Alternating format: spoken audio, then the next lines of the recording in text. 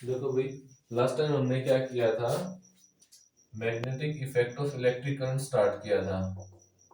Magnetic effect of electric current, और ये definition कहाँ से आई थी ये भी बताया था। ये डेफिनेशन आई थी ऑर्स्टेड एक्सपेरिमेंट से।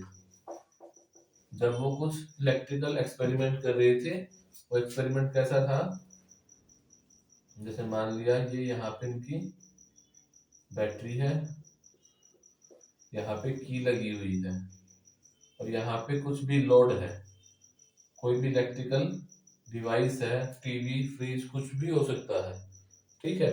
और ये किसके ऊपर था, एक टेबल के ऊपर था, और उस टेबल के ऊपर यहाँ क्या रखी हुई थी, मैग्नेटिक निडल। वो जो एक्सपेरिमेंट करना चाह रहे थे वो एक्सपेरिमेंट नहीं हो रहा था, तो वो क्या करते, बार बार इस स्विच को ऑन ऑफ करते, और इसके अंदर डिफ्लेक्शन शो होता। हमें ये पता था कि ये मैग्नेटिक निडल डिफ्लेक्शन कब शो करती है, जब यहाँ पे कोई मैग्नेट हो। मैग्नेट होगा तो मैग्नेटिक फील्ड होगा, ठीक है।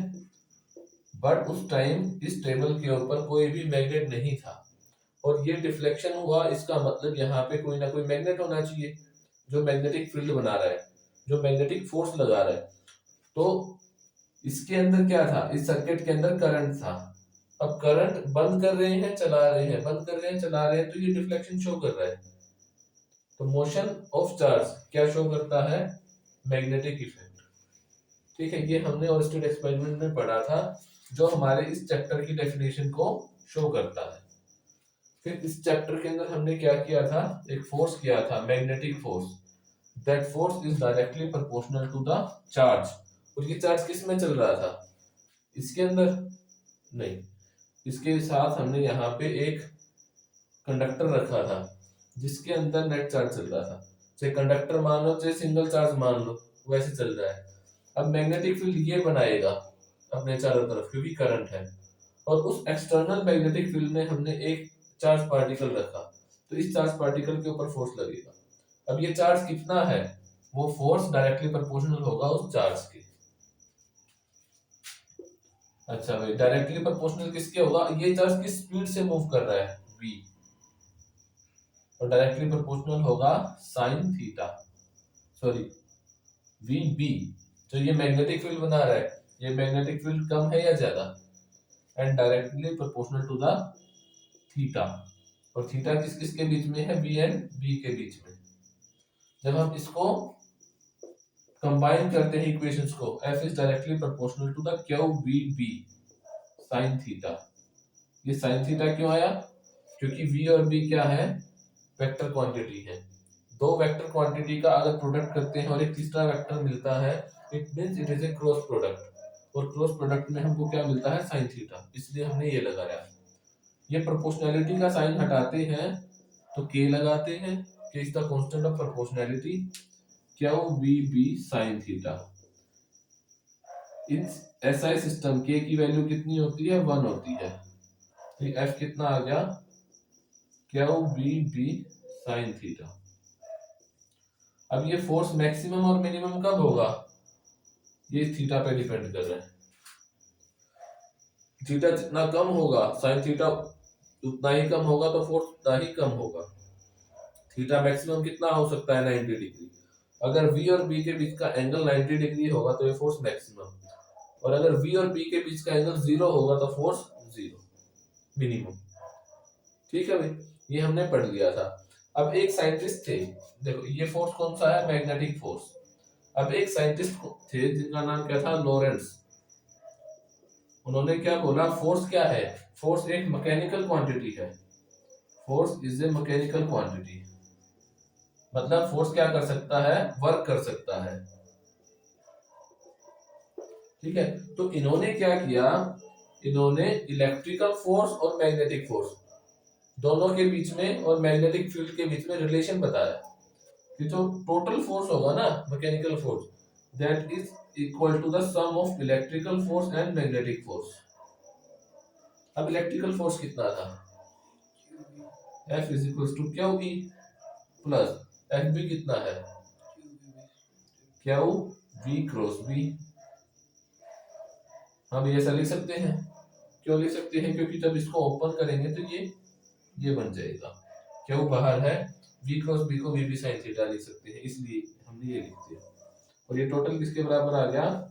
फोर्स के बराबर आ गया।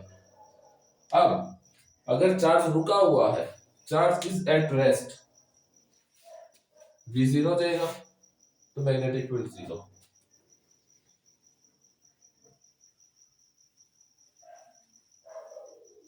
If charge is at rest, then v is equals to 0, then from this equation F becomes equal to QE, क्योंकि जो ये FB है ये v जीरो हो गया तो FB जीरो हो गया। If Q is zero, charge zero है, कहाँ जीरो है? जो एक्सटर्नल जिसके ऊपर चार्ज, जिस चार्ज के ऊपर फोर्स लग रहा है, अगर ये जीरो है तो इलेक्ट्रिकल फोर्स जीरो हो जाएगा, तो सारा का सारा कौन सा फोर्स बच गया? Magnetic force. बट अब आप बोलोगे कि क्यू तो इसमें भी है, क्यू जीरो है तो ये भी जीरो, तो मैग्नेटिक तो फोर्स होना ही नहीं चाहिए था, है ना? ये फोर्स कौन सा है? ये क्यू कौन सा है? ये क्यू हम ये वाला ले रहे हैं जितना चार्ज इसके अंदर चल रहा है, ठीक है। हाँ, अगर हम सबके अंदर, अगर हम ओवरऑल मान के चले कि इसमें टोटल क्यू है और वो क्यू जीरो है, तो फोर्स जीरो हो गया। एक कंडक्टर है, इसको हमने इसको ऑन ही नहीं किया, नेट चार्ज जीरो है, चार्ज चलेगा ही नहीं, तो जीरो। अगर चार्ज चल रहा है और नेट चार्ज जीरो है तो मैग्नेटिक फील्ड होगा, इलेक्ट्रिकल फील्ड नहीं होगा। ठीक है, ये चीज समझ में आई है? अच्छा भाई, लॉरेंस ने हमको ये फॉर्मूला दे दिया ये वाला। अब इस फॉर्मूले के ऊपर हमने अलग अलग दिखा दिया कि इलेक्ट्रिकल फील्ड जीरो होगा तो खाली मैग्नेटिक फील्ड रह गया, अगर मैग्नेटिक फील्ड जीरो होगा तो खाली इलेक्ट्रिकल फोर्स रह गया। अब हमने क्या किया, इस फॉर्मूले को फिर से लिख दिया, क्या वी बी साइन थीटा लिख सकते हैं। अब हमने क्या किया, इस इक्वेशन को अगर हम t से मल्टीप्लाई कर दे, t से डिवाइड कर दे, कोई फर्क पड़ेगा? नहीं पड़ेगा ना, क्योंकि t से t cancel, as it is रह गया। अब हमने इसको रीअरेंज कर दिया, जो ये क्यू है, ये नीचे वाला t तो इसके डिवाइड में लिख दिया, जो ये v है इसके मल्टीप्लाई में ये वाला t लिख दिया, ऊपर वाला v एज इट इज और sine theta as it is. कोई फर्क पड़ा? ऊपर वाले सारे मल्टीप्लाई में है। देखो, अगर हम इसको ऐसे लिखें 2 गुना 3 गुना 4 गुना 5 डिवाइड बाय 3, तो ये 3 से 3 तो कैंसिल फिर भी होगा, ऊपर सारे किस में है? मल्टीप्लाई में, और ये नीचे है अकेला, तो ये t और t कैंसिल तो हो ही जाएगा, बट हमें कैंसिल करना नहीं है। क्यों? क्योंकि हम इसका फॉर्मेट चेंज कर रहे हैं। अब चार्ज पर यूनिट टाइम क्या होता है? Electric current, F is equal to, ये तो बन गया I। वेलोसिटी इनटू टाइम क्या होता है? तो देखो, velocity is equal to displacement, displacement को किससे लिखते हैं? लेंथ से, बाय टाइम। तो अगर वेलोसिटी मल्टीप्लाई बाय टाइम करेंगे तो क्या आ जाएगा? लेंथ। तो ये हमने लिख दी लेंथ, ये b और ये साइन थीटा। ठीक है भाई, if theta is 90 degree, easy situation लेके चलते हैं, तो साइन 90 कितना हो जाएगा? 1। F is equal to b पहले लिख दिया, IL as it is. Force किसके बराबर आ गया? बिल के बराबर। फॉर्मूला याद रखो, फोर्स क्या है? बिल है।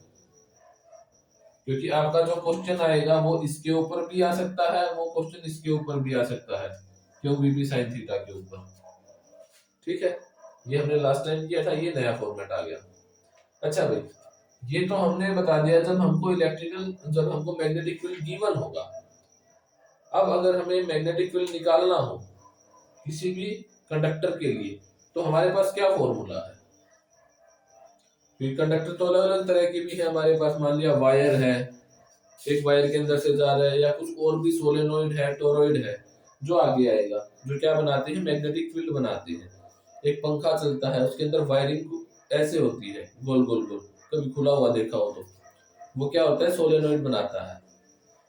ठीक है, अच्छा भाई, अब हमें ये बी फाइंड आउट करना है, तो इसके लिए हमारे पास कौन सा रूल है? तो इसके लिए हमारे पास रूल है सिर्फ एक, जिसका नाम है Biot-Savart law.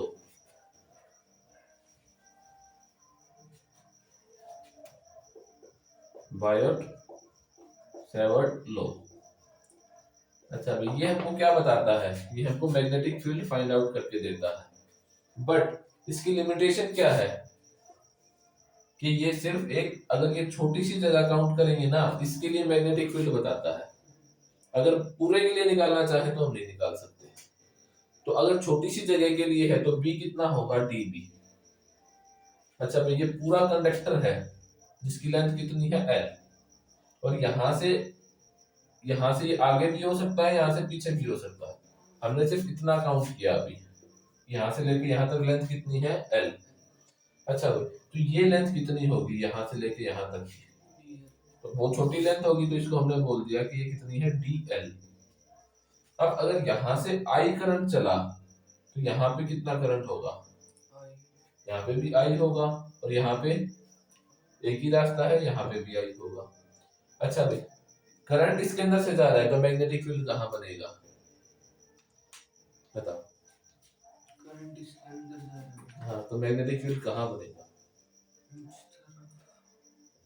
Right hand left hand rule नहीं लगेगा, थंब रूल लगेगा। मतलब या तो इस साइड बनेगा या इस साइड बनेगा, मतलब इसके साइड में बनेगा।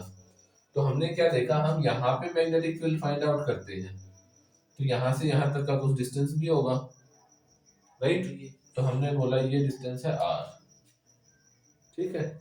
अच्छा भाई, अब जो ये मैग्नेटिक फील्ड बनी है, ये क्या करती है, डायरेक्टली प्रोपोर्शनल होती है जो करंट फ्लो कर रहा है उसके, डायरेक्टली प्रोपोर्शनल होती है जो हमने लेंथ ली है ये dl, इसके इनवर्सली प्रोपोर्शनल होती है स्क्वायर के, जो ये डिस्टेंस है। जितना डिस्टेंस दूर जाएंगे उतना मैग्नेटिक फील्ड कम होता जाएगा, और डायरेक्टली प्रोपोर्शनल होती है साइन थीटा की। अगेन जब हम इसको कंबाइन करते हैं, I D L sine theta by R square, हमारा ये फॉर्मूला बन गया।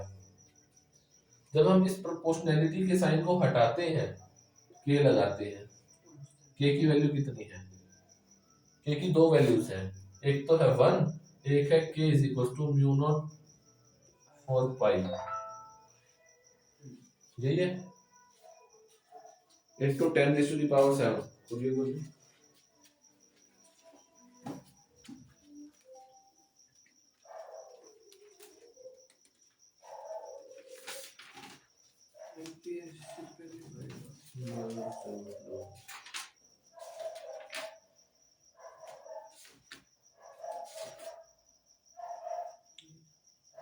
4 pi into 10 raise to the, अच्छा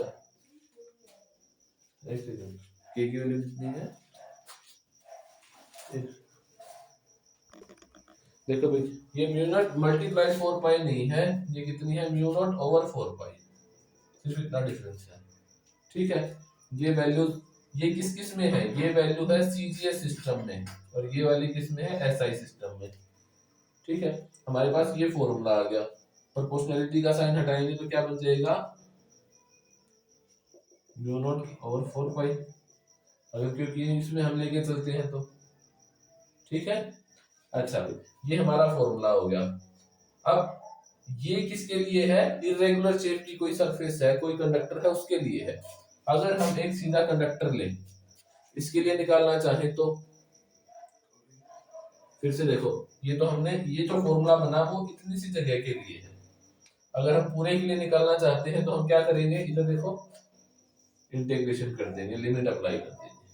अब वो देखेंगे कि लिमिट कहाँ से कहाँ है, कितनी से कितनी है, वो क्वेश्चन टू क्वेश्चन वेरी करेगा, ठीक है, कि किस क्वेश्चन में हमको कितनी लिमिट लेनी है, कि क्या गिवन है।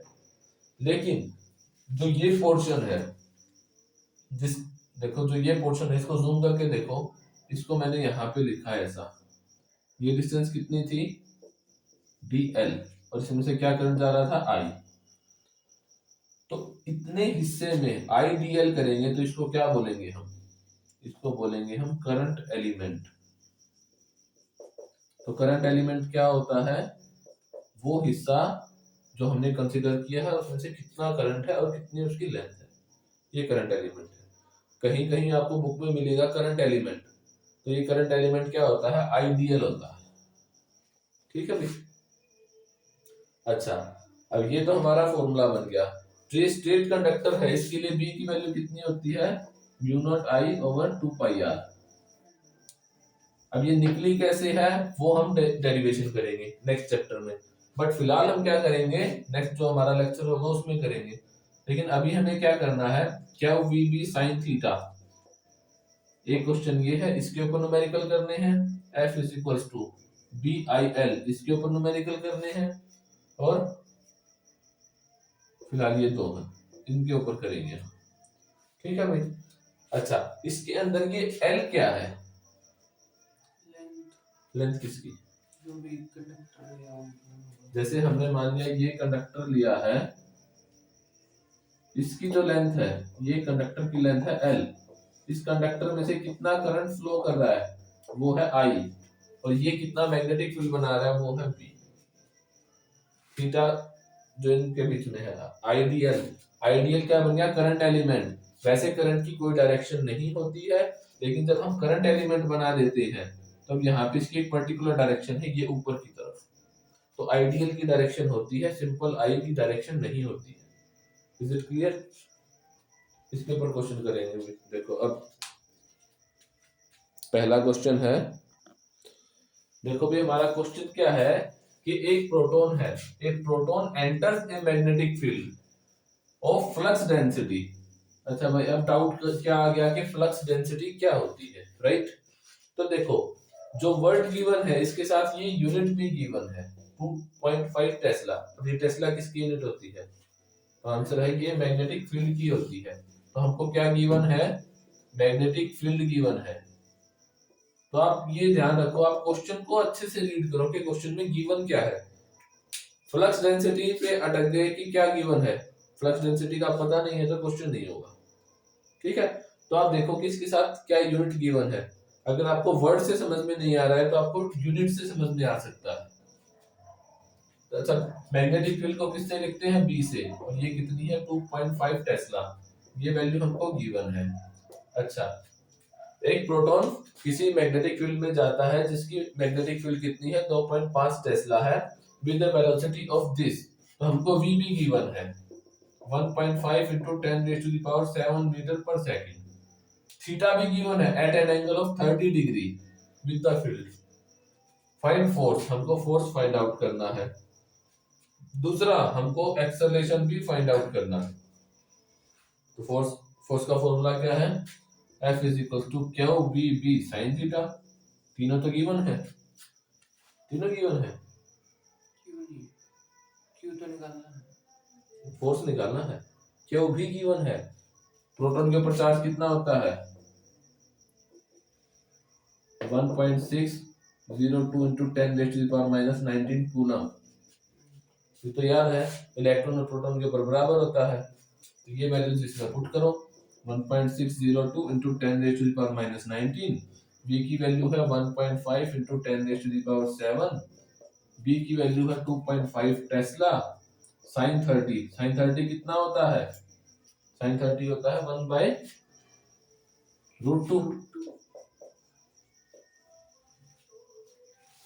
इसको सॉल्व करते हैं। अच्छा भाई, ये तो फोर्स आ गया, अब हमको तो निकालना है एक्सेलरेशन। तो एक्सेलरेशन कैसे निकालेंगे, F is equal to M A, तो ए किसके बराबर आ गया F बाई एम। F की जो वैल्यू आएगी एज इट इज पुट कर दो 1.602 into 10 raised to the power minus 19, 1.5 into 10 raised to the power 7, 2.5 divide by 2, और इसके डिवाइड में क्या आ जाएगा मास, और मास कितना होता है 1.67 into 10 raised to the power minus 27 kg।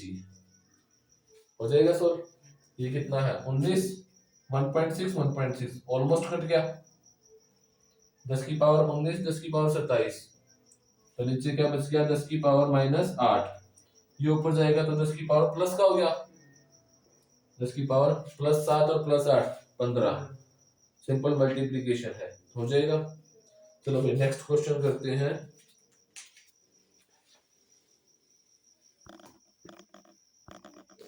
देखो भी क्वेश्चन बिल्कुल सेम है, क्या है, एक इलेक्ट्रॉन है, an electron enters in a magnetic field B of 3 tesla. तो सॉल्यूशन में हमको क्या क्या गिवन है, मैग्नेटिक फील्ड गिवन है 3 टेस्ला, ठीक है, विद वेलोसिटी, वेलोसिटी गिवन है 10 की पावर 6 मीटर पर सेकंड, ठीक है भाई, थीटा गिवन है 30 डिग्री, चार्ज गिवन है 1.6 into 10 raised to the power minus 19 coulomb.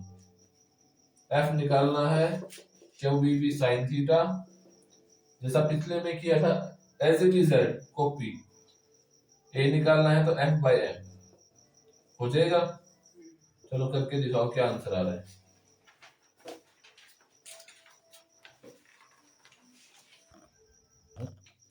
देखो नेक्स्ट क्वेश्चन क्या है कि एक प्रोटॉन है जिसकी वेलोसिटी कितनी है, 10 की पावर 8 सेंटीमीटर पर second, is moving perpendicular, perpendicular है तो थीटा कितना हो गया 90 degree, to a uniform magnetic field of 10 kilogauss. पहले हम मैग्नेटिक फील्ड बी किस में ले रहे थे, टेस्ला में, लेकिन अब की बार किस में आ गई, किलो गोस में। What is the sideway force, हमसे क्या पूछ लिया, फोर्स पूछ लिया ऑन प्रोटॉन जिसका चार्ज कितना दे रखा है ESU दिस।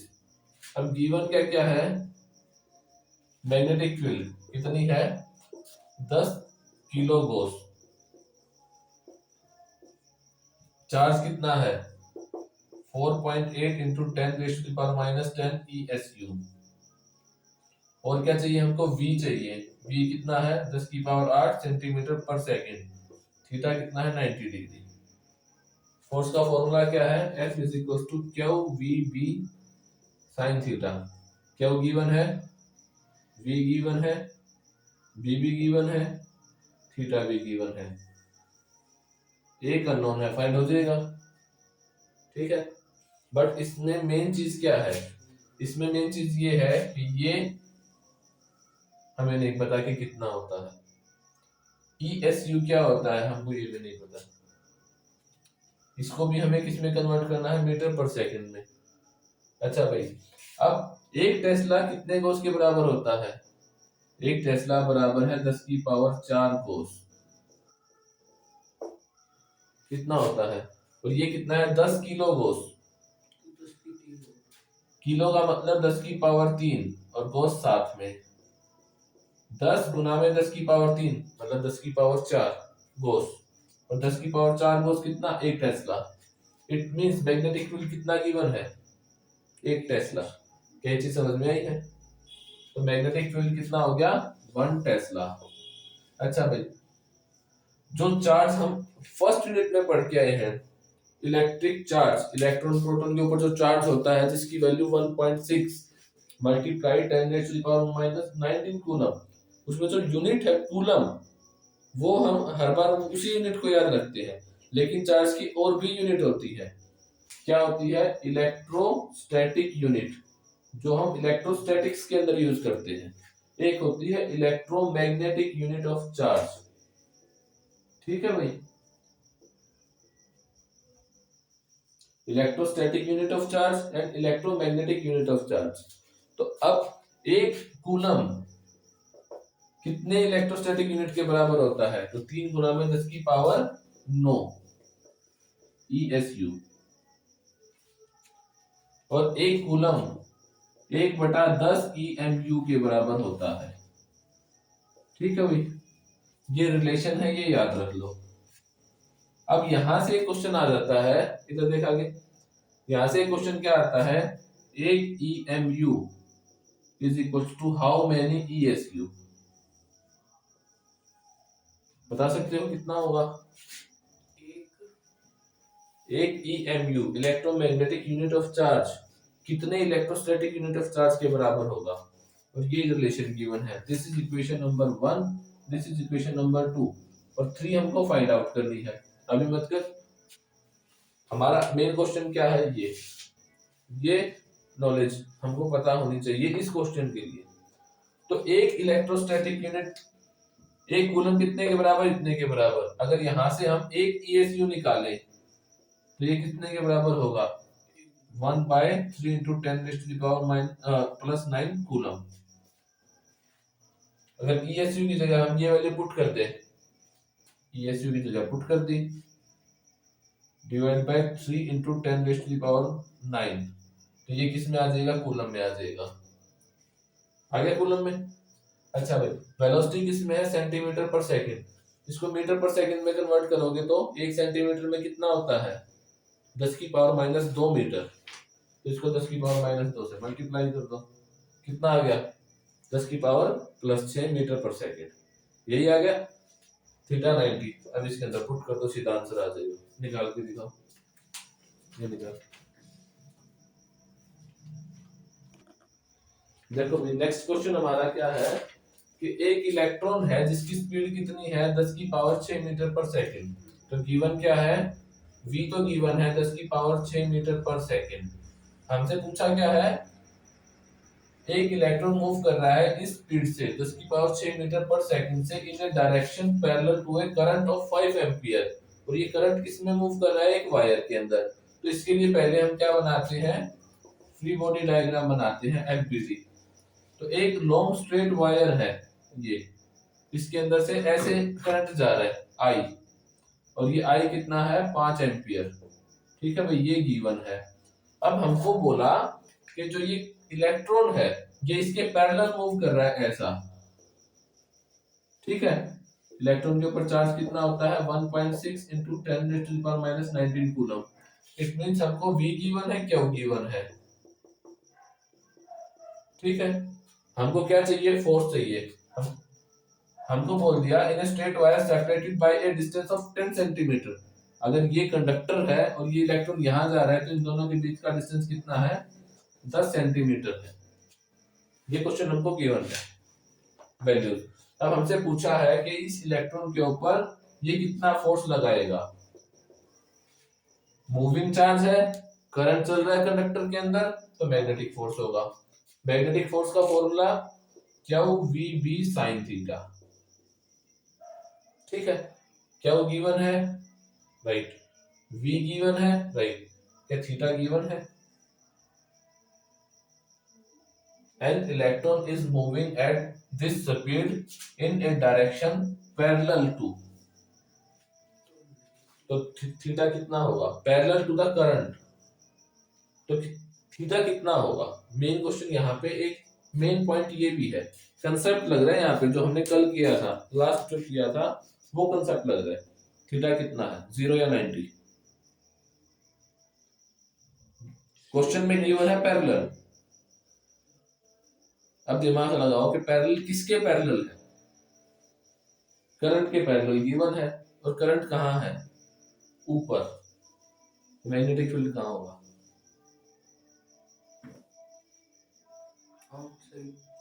करंट ऊपर है। तो देख, इसके करंट की डायरेक्शन में थंब रखा तो इसके लेफ्ट साइड से तो फिंगर बाहर आ रही है और इस साइड से फिंगर अंदर जाएगी। इट मींस मैग्नेटिक फील्ड अंदर की तरफ है।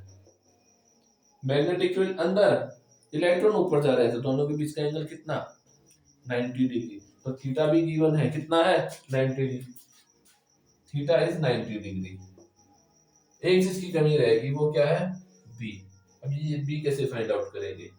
तो इस बी का हमारे पास एक रूल है, कौन सा है, बायोट सेवर्ट लॉ। लेकिन वो किसके लिए है, स्मॉल एलिमेंट के लिए। और ये पूरी वायर हमने क्या करके छोड़ दिया, हमने सिर्फ एक बार फॉर्मूला लिख दिया, dB is equal to μ0/4 pi IDL sin theta by r square. ये r भी गिवन है, कितना है, 10 सेंटीमीटर। लेकिन ये स्मॉल के लिए है। अगर हम स्ट्रेट कंडक्टर निकालते हैं तो इसका फॉर्मूला हमारे पास आता है μ0 I/2 पाई r। μ0 की वैल्यू पता है, 4 पाई इंटू 10⁻⁻7। μ0 की वैल्यू 4 पाई इंटू 10⁻⁻7। ठीक है भाई, ये यहां से आ गई। I की वैल्यू गिवन है 5 एम्पियर, R की वैल्यू गिवन है 10 सेंटीमीटर। इसको सोल्व करेंगे तो यहां से B की वैल्यू आ जाएगी और इस B की वैल्यू को उठा के इसमें पुट कर दो, फोर्स की वैल्यू आ जाएगी। ठीक है, तरीका मैंने बता दिया। अब इसके आगे कैलकुलेशंस आप करोगे। ठीक है, इसको नोट कर लो।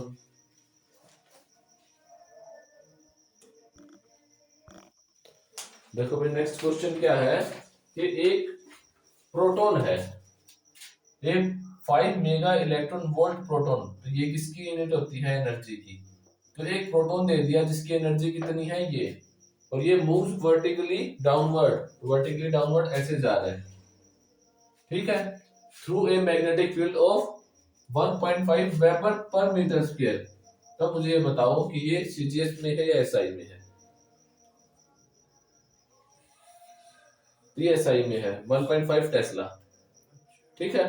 Poynting horizontally from south to north. Magnetic field क्या है? यहां से, सॉरी, ये हो गया east west north south, pointing horizontally from south to north. Calculate force, हमको क्या बताना है? फोर्स बताना है कि कितना होगा। यहाँ पे एंगल कितना है दोनों के बीच में? 90 डिग्री। फोर्स बताना है और डायरेक्शन ऑफ फोर्स बतानी है। गिवन क्या क्या है? मास ऑफ प्रोटॉन, और ये कितना है? दिस। और क्या है? चार्ज गिवन है। हमारे पास फोर्स का फॉर्मूला क्या है? F is equal to Q B B sine theta. एक तो हमको इसमें ये यूज करना है, ठीक है भाई। दूसरा हमको इसके अंदर क्या फाइंड आउट करना है? चार्ज गिवन है, मैग्नेटिक फील्ड गिवन है, हमको V फाइंड आउट करनी है। थीटा 90 डिग्री है, तो V कहां से फाइंड आउट करोगे? ये क्वेश्चन आप खुद करके आओगे घर से, ठीक है। इसका सॉल्यूशन मेरे को कल चाहिए, इसका क्या आंसर होगा, ये होमवर्क है भाई। मैं ये बता दिया कि इसमें फाइंड आउट क्या करना है, सिर्फ V।